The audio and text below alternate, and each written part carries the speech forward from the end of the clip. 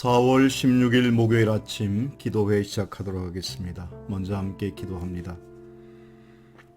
은혜와 사랑의 아버지 하나님, 날마다의 삶이 하나님의 은총을 바라보며 살게 하시고 하나님의 사랑을 느끼며 살아갈 수 있도록 인도하심을 감사합니다. 우리 모든 믿음의 사람들의 삶의 모습이 아름다운 하나님의 은혜를 힘입어 사는 삶이 되게 하시고 주님의 은혜의 햇빛을 받아 무럭무럭 성장해 나갈 수 있는 우리의 삶이 될 수 있도록 인도하여 주옵소서. 세상의 다른 것들이 침범치 못하게 하시고 오직 주님의 사랑만이 우리를 위하여 빛날 수 있도록 인도하여 주옵소서. 오늘도 말씀을 사모하는 모든 자들에게 은혜를 더하여 주옵소서. 예수님의 이름으로 기도하옵나이다. 아멘. 오늘 우리에게 주시는 하나님의 말씀은 구약성경 예레미야 12장 1절로 17절에 있는 말씀이 되겠습니다. 1070면에서 1071면에 있습니다. 제가 봉독합니다. 여호와여, 내가 주와 변론할 때에는 주께서 의로우시니이다. 그러나 내가 주께 질문하옵나니 악한 자의 길이 형통하며 반역한 자가 다 평안함은 무슨 까닭이니이까? 주께서 그들을 심으심으로 그들이 뿌리가 박히고 장성하여 열매를 맺었거늘 그들의 입은 주께 가까우나 그들의 마음은 머니이다. 여호와여, 주께서 나를 아시고 나를 보시며 내 마음을 주를 향하여 어떠함을 감찰하시오니 양을 잡으려고 끌어냄과 같이 그들을 끌어내시되 죽일 날을 위하여 그들을 구별하옵소서. 언제까지 이 땅이 슬퍼하며 온 지방의 채소가 마르리이까?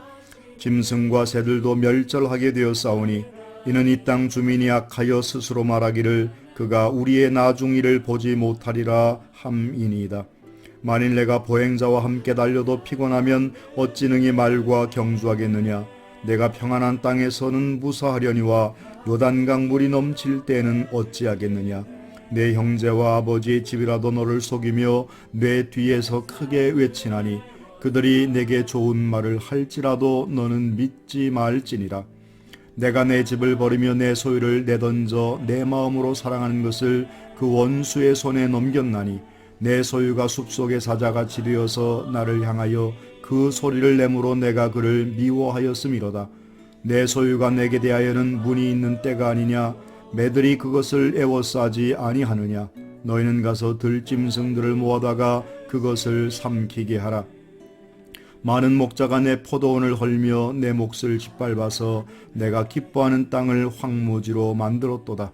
그들이 이를 황폐하게 하였으므로 그 황무지가 나를 향하여 슬퍼하는도다. 온 땅이 황폐함은 이를 마음에 두는 자가 없음이로다. 파괴하는 자들이 광야의 모든 벗은 산 위에 이르렀고 여호와의 칼이 이 땅 이 끝에서 저 끝까지 삼키니 모든 육체가 평안하지 못하도다. 무리가 밀을 심어도 가시를 거두며 수고하여도 소득이 없은즉 그 소산으로 말미암아 스스로 수치를 당하리니 이는 여호와의 분노로 말미암았음이니라. 내가 내 백성 이스라엘에게 기업으로 준 소유에 손을 대는 나의 모든 악한 이웃에 대하여 여호와께서 이와 같이 말씀하시니라. 보라, 내가 그들을 그 땅에서 뽑아버리겠고 유다 집을 그들 가운데서 뽑아내리라. 내가 그들을 뽑아낸 후에 내가 돌이켜 그들을 불쌍히 여겨서 각 사람들을 그들의 기업으로 각 사람을 그 땅으로 다시 인도하리니 그들이 내 백성의 도를 부지런히 배우며 살아있는 여호와라는 내 이름으로 맹세하기를 자기들이 내 백성을 가르쳐 바알로 맹세하게 한 것 같이 하면 그들이 내 백성 가운데에 세움을 입으려니와 그들이 순종하지 아니하면 내가 반드시 그 나라를 뽑아 멸하리라. 여호와의 말씀이니라. 아멘.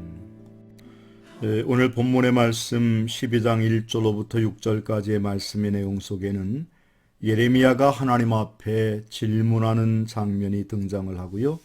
7절로부터 13절까지는 황무지의 슬픔이 임하고 그에 대한 여호와의 분노가 있고 마지막 14절로부터 마지막 절까지는 여호와의 악한 이웃에 대한 말씀을 주고 있습니다. 먼저 12장 전반부에 악한 자의 길이 형통하며 반역한 자가 다 평안함은 무슨 까닭이니까라고 참 이 믿음의 사람들의 질문이 그럴 때가 있죠. 하나님, 나는 그래도 하나님을 믿는다 하고 하나님의 뜻대로 살려고 몸부림치는데 저 세상의 악한 사람들, 별로 착하지도 않고 제대로 하는 것 없는데 그들은 승승장구하고 그들에 비하면 우리의 삶이 형편없이 이와 같은 모습으로 살아가게 되는 이유가 무엇인가? 다시 말하면 악한 자가 왜 형통하고 거기에 대해서 하나님께서 벌하지 않고 침묵하시는가에 대해서 의문을 갖고 있고 그 문제에 답을 얻기를 원하고 있다는 것입니다. 시편 13편 6절 말씀에 가보면 1절부터 6절 말씀에 보면 여호와여 어느 때까지입니까? 라고 묻습니다. 나는 오직 주의 사랑을 의지하여 싸우니 나의 마음은 주의 구원을 기뻐하겠습니다 라고 고백하고 있는데 언제까지 나를 잊으시렵니까? 언제까지 나를 외면하시렵니까? 언제까지 영원히 아픔을 견뎌야 합니까? 라고 하면서 하나님께 호소하는 그와 같은 고백이 있음을 알 수 있습니다. 욥기서 23장 6절로부터 9절 말씀에도 가보면 욥이 자신이 당한 환난과 어려움 속에서 하나님 앞에 탄식하는 장면이 나옵니다. 동쪽으로 가서 찾아보아도 아니 계시고 서쪽으로 가서 찾아보아도 하나님을 뵐 수가 없고 북쪽에서 일하고 계실 텐데 그분을 볼 수가 없고 남쪽에서 일하고 계실 텐데 그분을 볼 수가 없구나라고 하면서 탄식하는 장면이 나옵니다. 이러한 때 우리 믿음의 성도들의 삶의 자세는 어떠해야 될까요? 전도서 3장 말씀처럼 세상에는 모든 것이 다 때가 있다고 말씀하십니다. 아직 때가 이르지 아니했고 하나님은 반드시 행한 대로 갚으시는 분이시기에 가장 좋은 때, 가장 적절한 것을 허락하시는 하나님이심을 믿고 기다리며 인내하는 삶을 살아야 할 줄로 믿습니다. 그런 자가 될 때 하나님께서는 고린도전서 10장 13절 말씀처럼 감당할 만한 시험 외에는 허락지 아니하신다라고 말씀하고 있고 로마서 8장 28절 말씀에도 가보면 곧 여호와 하나님의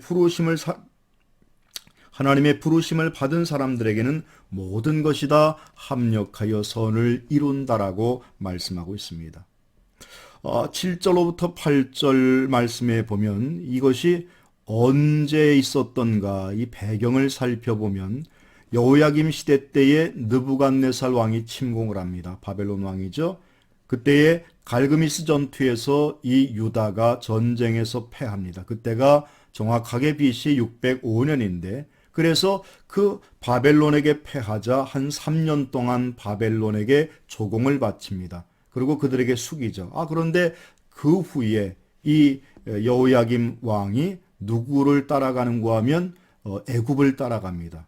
그러자 이 느부갓네살 왕이 다시 재침공을 해서 마침내 601년에 여러 가지로 더 큰 어려움을 겪는 그때의 모습을 바로 7절, 8절, 9절로 묘사하고 있습니다. 자, 우리가 어려움을 당하는 이유가 무엇입니까? 분명히 하나님께서 이유가 있고 하나님의 뜻이 있다는 사실을 기억해야 할 것입니다. 분명한 것은 13절 말씀에 보면 우리가 밀을 심어도 가시를 거두고 수고하여도 소득이 없은즉 하면서 이런 모든 것들이 왜 그런가? 스스로 수치를 당하는 이유가 무엇인가 하면 여호와 하나님의 분노로 말미암았음이라라고 말씀하고 있습니다. 이 땅의 환난과 어려움을 겪는 것은 우리의 부족함 때문이며 더 나아가서 궁극적으로 보면 하나님께서 우리에게 더 큰 시련을 통해서 더욱더 정결한 믿음을 갖기를 원하시고 계시다는 사실을 기억해야 할 것입니다. 그러기 우리 모든 믿음의 성도들은 시편 126편 5절로 6절에 있는 말씀처럼 눈물을 흘리며 씨를 뿌리는 자는 기쁨으로 그 단을 거두리로다 말씀하고 있고 울며 씨를 뿌리러 나가는 자는 정령 기쁨으로 그 단을 거두어 돌아오리라 말씀하시는 그 말씀에 새 힘을 얻어야 할 줄로 믿습니다. 우리의 삶이 고난이 있을 때 우리는 무엇보다도 하나님의 섭리를 깨닫고 기다리는 삶이 되어야 됩니다. 마크 밀러라고 하는 교수가 작곡한 노래 I Believe라고 하는 노래가 있습니다. 나는 믿네라고 하는 노래인데요. 이 노래의 가사는 1945년에 독일의 테겔 형무소의 지하 감옥의 벽에 쓰여 있었던 어느 이름 없는 유대인이 쓴 시입니다. I believe in the sun even when it's not shining. I believe in love even when I don't feel it. I believe in God even when God is silent. 나는 태양이 비치지 않을 때에도 태양이 있는 것을 믿으며 나는 사랑을 느낄 수 없을 때에도 사랑이 있는 것을 믿습니다. 나는 하나님이 침묵하실 때에도 하나님께서 살아계심을 믿는다라고 하는 그와 같은 글입니다.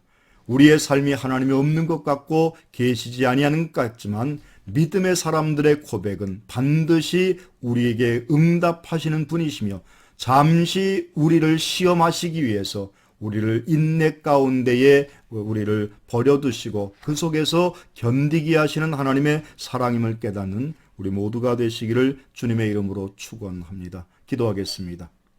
은혜로우신 아버지 하나님, 날마다 하나님의 은혜를 깨닫기를 소원합니다. 때로는 환난과 어려움이 있는 삶이지만 그 속에서 하나님의 손짓과 하나님의 인도하심을 발견해 나가는 우리가 되게 하시고 주의 뜻을 따라 새로운 모습으로 거듭나는 우리 모두가 되게 하옵소서. 예수님의 이름으로 기도하옵나이다. 아멘. 사랑하고 축복합니다.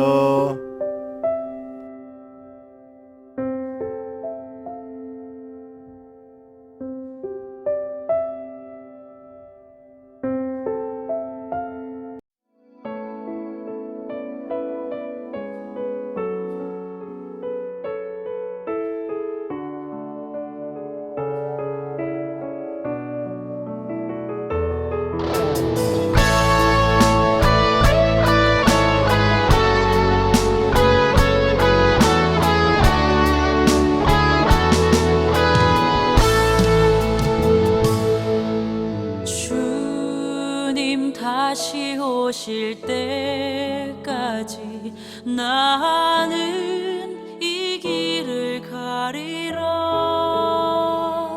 좁은 문 좁은 길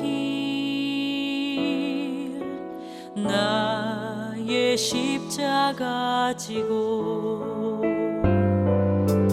나의 가는 이 길 끝에서 나는 주님을 보리라. 영광의